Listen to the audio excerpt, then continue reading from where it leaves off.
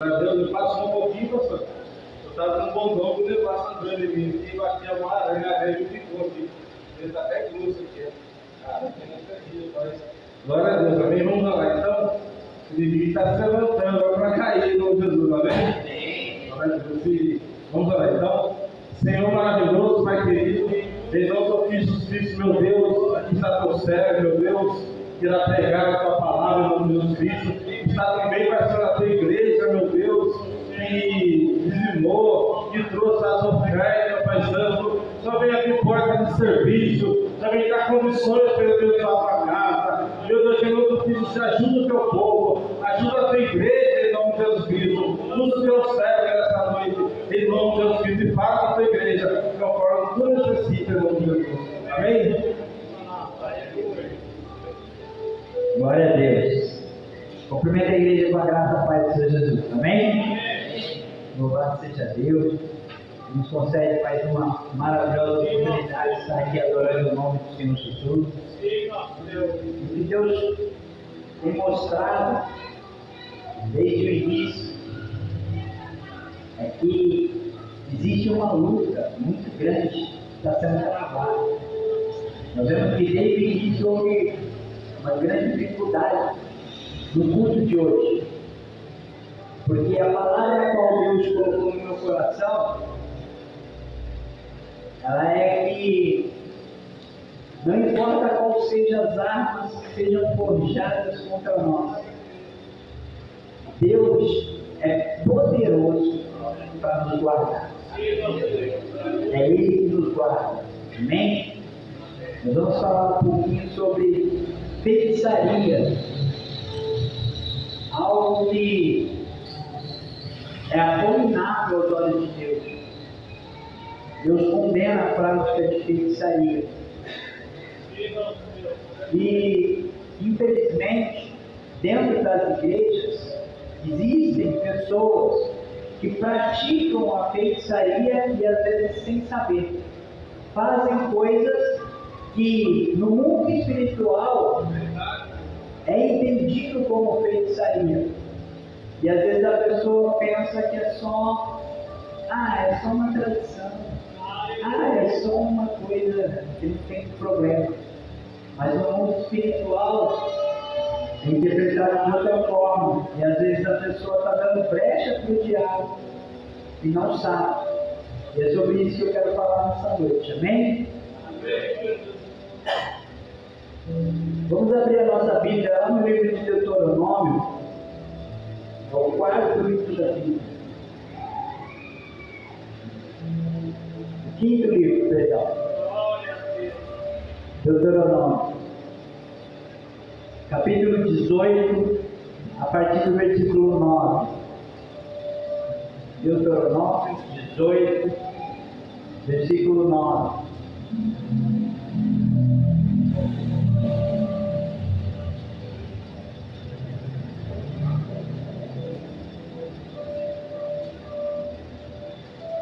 Amém?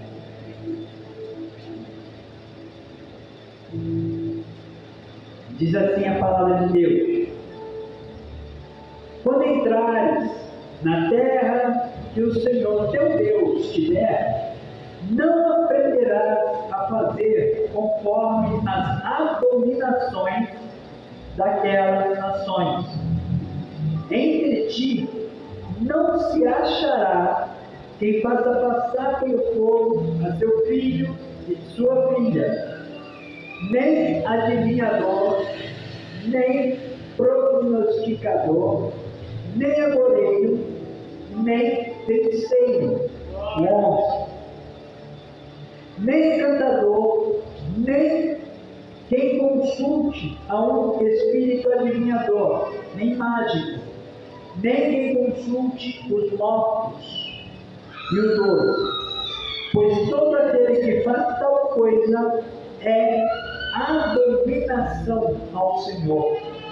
E por essas abominações o Senhor teu Deus os lança fora de diante de ti. Amém? A igreja pode se assentar dando glória a Deus. Esse texto é onde onde o Senhor nosso Deus ele está exortando o seu povo, dando um alerta sobre algo que o povo de Deus não deve se envolver.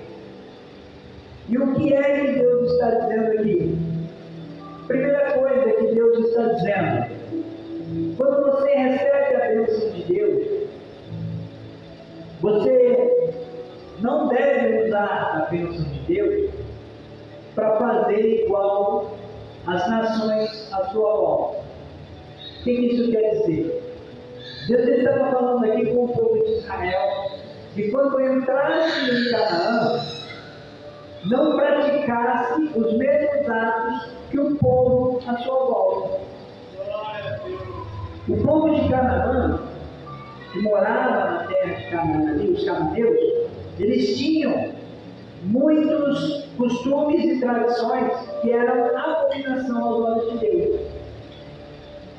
Eles tinham o costume, por exemplo, de tentar adivinhar as coisas que iriam acontecer. Aleluia. Muitas vezes por meio do zodíaco, dos signos, e usavam o horóscopo como um meio de saber o que iria acontecer. Quando a Bíblia nos ensina que o amanhã pertence a Deus. E quando nós somos pessoas que confiamos em Deus, nós temos a certeza que o amanhã é bom.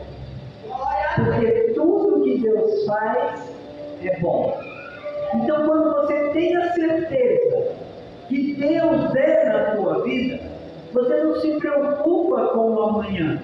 O Senhor Jesus Cristo nos ensinou dizendo: não andeis ansiosos pelo que havei de vestir ou pelo que havei de comer, porque o Senhor nosso Deus, Ele te sustenta, Ele não vai deixar faltar nada. Você não precisa ficar preocupado com o que vai acontecer ou tentando adivinhar o que vai acontecer. O que você precisa fazer é confiar em Deus, esperar no Senhor e descansar.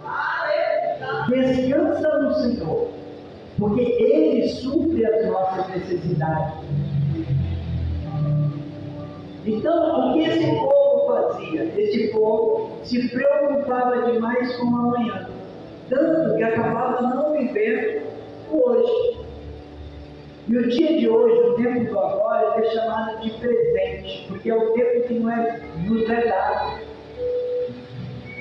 E tem pessoas, muitas vezes, dentro da igreja, que está tão preocupada com o amanhã, que começa a querer saber o que vai acontecer e se preocupa demais.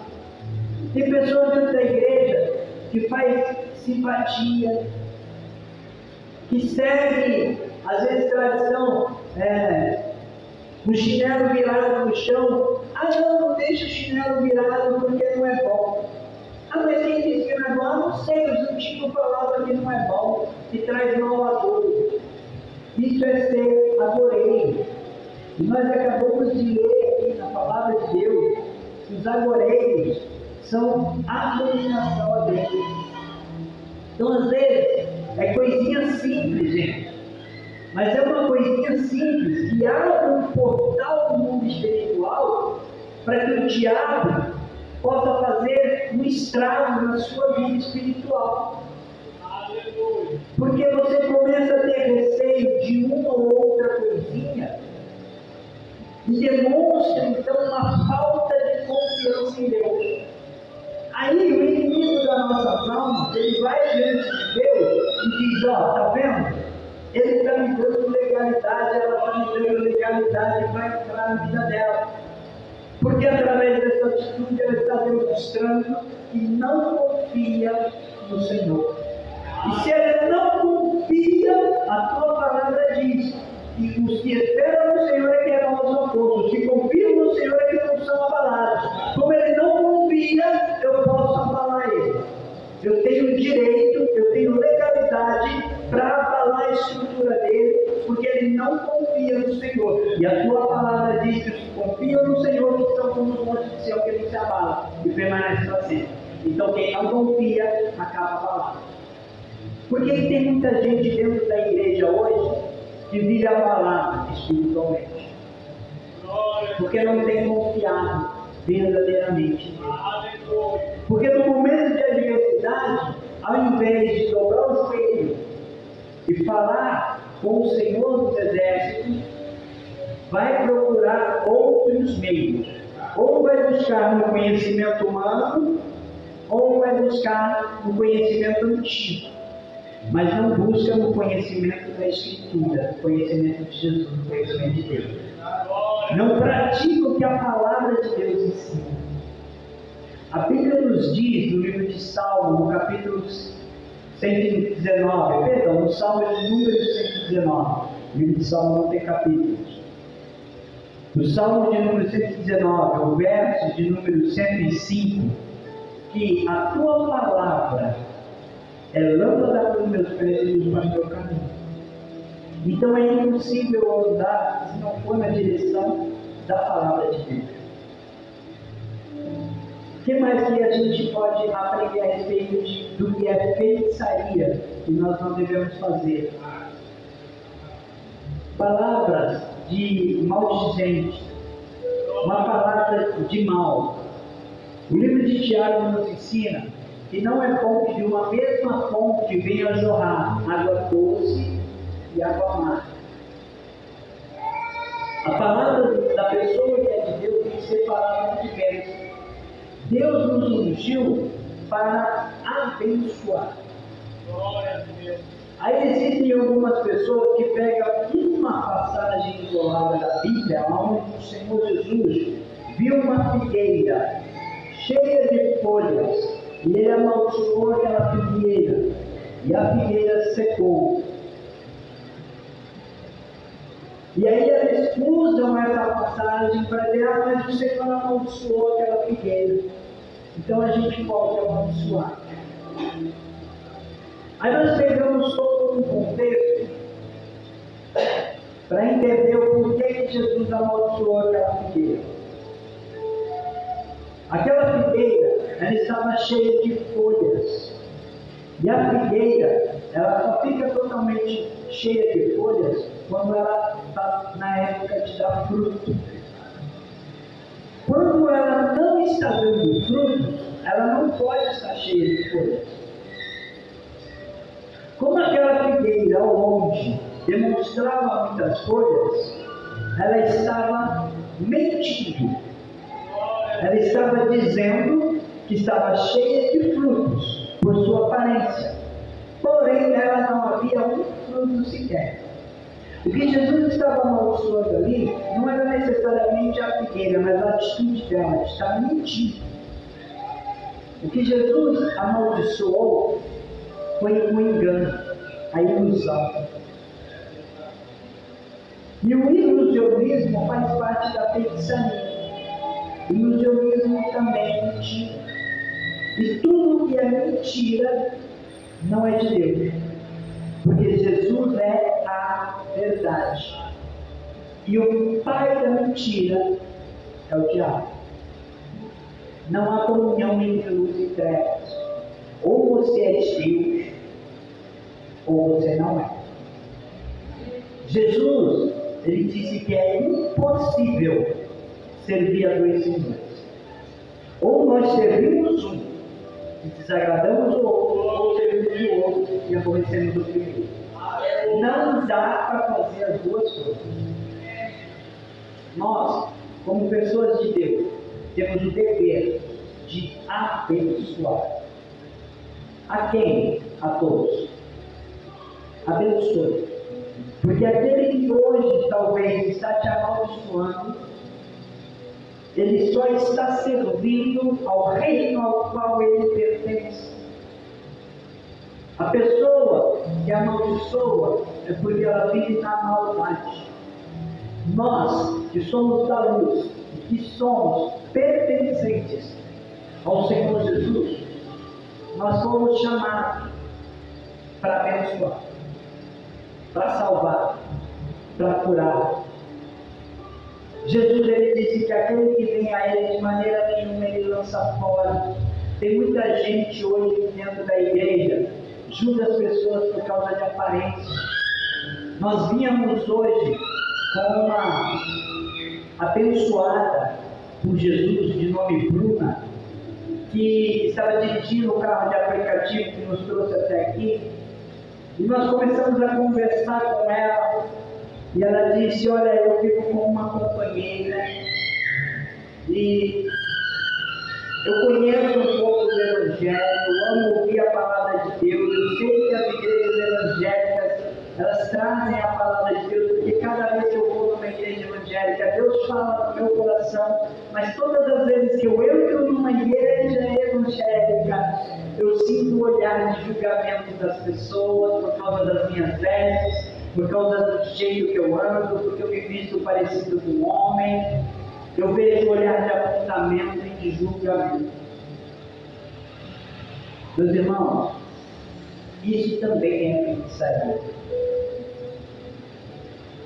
Porque isso faz com que as pessoas se afastem de Deus.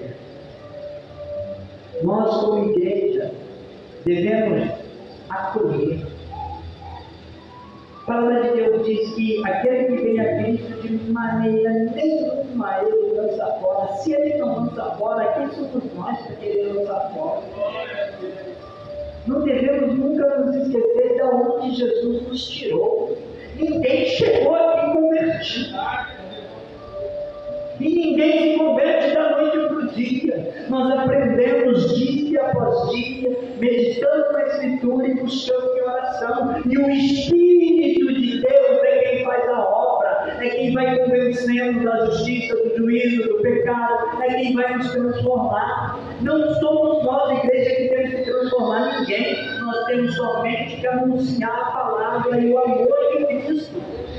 Porque Ele é quem opera em nós, é Ele que nos transforma, porque se não for Ele que nos convence, depois chega outro e convence do contrário. Quando você é convencido pelo Espírito de Deus, ninguém te convence do contrário. Porque a obra que Deus faz, ninguém desfaz. Mas a obra que eu e que você faz, qualquer outro pode desfazer. Mas o que Deus faz é para sempre. Tem muita gente hoje que está querendo fazer a obra de Deus. Irmãos, nós usamos uma expressão que é muito errada. Vamos fazer a obra de Deus. Não, vamos ser usados na obra de Deus, porque a obra de Deus é de Deus e quem faz é Deus. Eu não posso fazer aquilo que é para Deus fazer. Eu tenho que me colocar num lugar de instrumento, de ferramenta. Mas quem faz a boa obra é o Espírito. E quando Ele faz a obra em nós, pode se levantar qualquer feiticeiro, qualquer bruxo, pode ser lançada palavra de maldição, olhar de inveja, pode se levantar quem for. Você fica inabalável. Porque o Deus que te guarda não pode ser abalado. Quando vem uma levante do inimigo, na mesma hora Deus fala: aqui não, Satanás. E acabou. Quem põe o limite do mar e fala para ele: mar, você só vai até aqui, daqui você não passa. É Deus. É Deus que põe o limite. Algumas vezes Deus permite que o mar avance e retorne. E por que Deus faz isso? Para mostrar que tudo é conforme Ele determina. Nós temos nos distanciado, eu falo toda a semana, temos nos distanciado muito de Deus. Vivemos os últimos tempos, os últimos momentos da igreja na terra. A qualquer momento Jesus vai arrebatar a sua igreja. E nós temos que estar prontos para subir com Deus. O Senhor Jesus fala que quando o Senhor voltar, Ele quer encontrar o céu trabalhando diligentemente. Tem servos que hoje são espancadores, estão espancando os conservos. O que isso quer dizer? Estão usando as outras pessoas por causa de um cargo, por causa de um título. Acha que é melhor do que o outro. Não. Temos todos o mesmo valor para Deus. Que valor? O valor que foi pago na cruz do Calvário. Fomos todos comprados por o mesmo preço. O sangue de Cristo. Esse foi o preço pago na cruz. Pela minha alma e pela alma de cada um de vocês e de todos que nós vemos. Quer aceitemos isso ou não. O preço foi pago e é o mesmo. Isso quer dizer que nenhum de nós tem mais ou menos valor para Deus. Somos diferentes, sim, não mais importantes.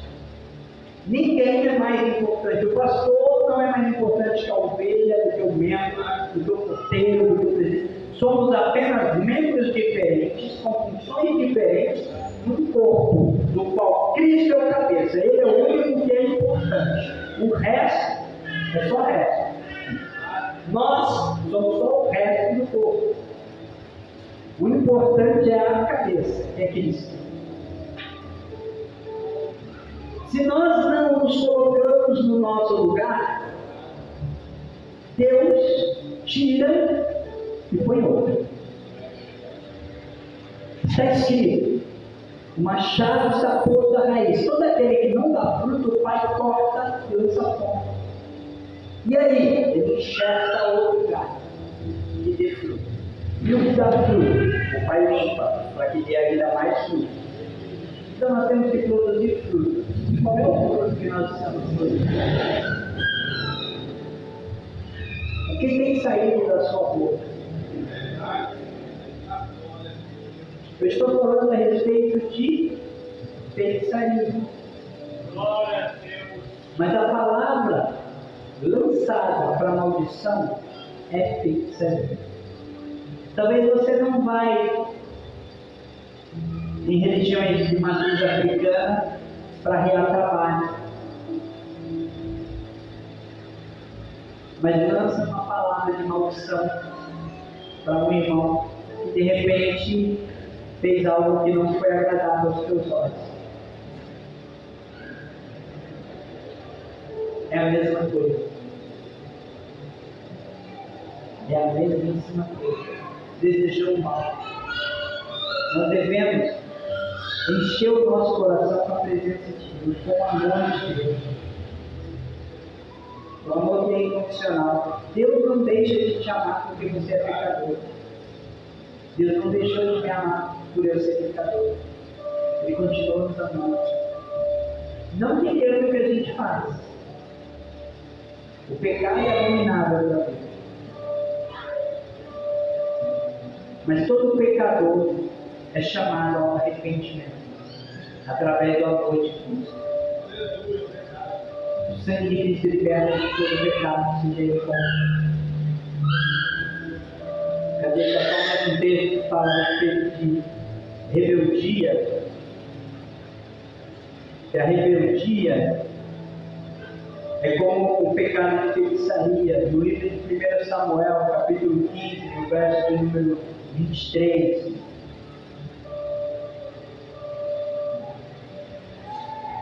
Primeira Samuel, capítulo 15, o verso de número 23 diz assim, ó. 1 Samuel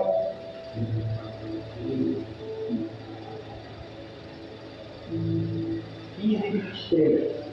Porque a rebelião é como o pecado de feitiçaria, e o porfiar é como iniquidade e idolatria. Portanto, tu rejeitaste a palavra do Senhor, ele também te rejeitou a ti. para que não sejas rei. Essa palavra o profeta Samuel estava falando para Saul. Por que Deus rejeitou Saul? Se Deus ama as pessoas, Ele ama. Ele nos ama muito. Mas por que mesmo amando a Saul, Saul foi rejeitado? Porque antes de Deus rejeitar alguém, ele é rejeitado por esse alguém.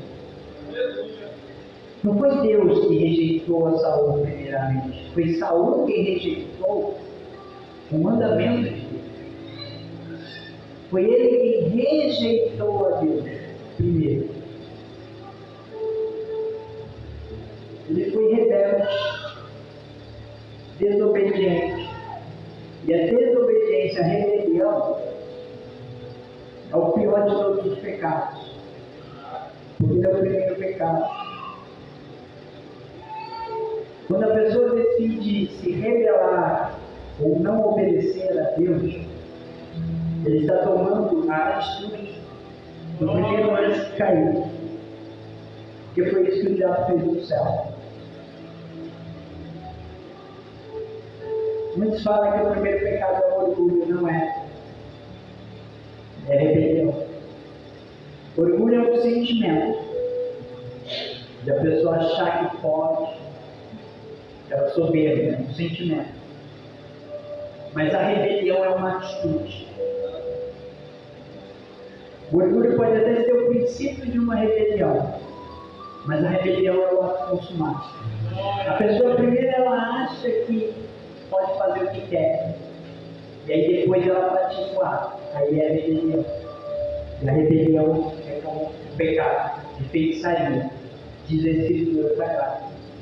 E isso é a abominação aos olhos de Deus. Meus irmãos, o que o Espírito Santo colocou no meu coração foi que nós devemos tomar muito cuidado para não estar praticando não só feitiçaria, mas coisas que às vezes, aos olhos do mundo, mas é só isso. Mas Deus sabe todas as coisas. Ela disse isso, mas Deus sabe todas as coisas. E já não se arrepende do que fez. E acha que aquilo ali é só isso. O pecado não é só isso. O pecado gera morte. O salário do pecado é morte. Qual pecado? Qualquer pecado. Não é só prostituição, adultério e homicídio que é pecado, não, gente. Mentira é pecado.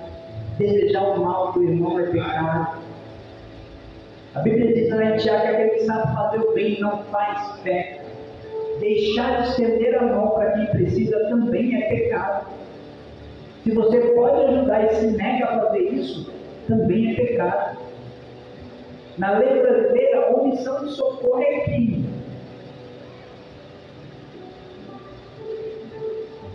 Quantas vezes nós não temos nos omitido, talvez, socorrer um irmão que está passando por um problema de angústia, de tribulação, e nós não dobramos os joelhos, pelo menos para orar. Porque se você não pode ajudar financeiramente ou fisicamente, pelo menos em oração, eu creio que você pode. No mínimo, orar.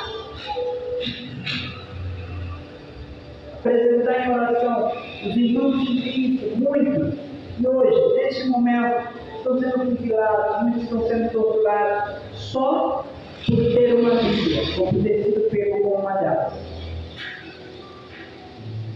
Se não me engano, foi na China que uma criança de 2 anos foi condenada à prisão perpétua, porque o pai dessa criança foi encontrado com uma Bíblia. Condenou-se a família inteira à prisão perpétua. O filho mais novo com apenas 2 anos de idade. Aqui no Brasil, temos o privilégio de andar com a Bíblia. Muitas vezes não fazemos isso. Por vergonha, por achar o que os outros vão pensar. Mas o que Deus quer daquilo que cada um tem que ter? Você vive para agradar quem? Eu sei que essa palavra é um pouco dura, mas é uma palavra necessária. Faça sempre o seu melhor para Deus e para o seu próximo. Ainda que o próximo não seja agradável aos seus olhos. Acredite, tem muitas coisas que nós sabemos que não é agradável aos olhos de Deus, e ainda assim Ele tem misericórdia de nós, e a sua graça nos tem sustentado. Porque se estamos de pé pela graça de Deus, é pela misericórdia de Deus. Essa é a causa de nós não sermos consumidos. Amém, igreja? Amém. Eu agradeço a minha oportunidade. Que as palmas louvam ao Senhor e que essa palavra fique como reflexão para que nós possamos amadurecer e servir melhor ao nosso Deus. As palmas louvam ao Senhor.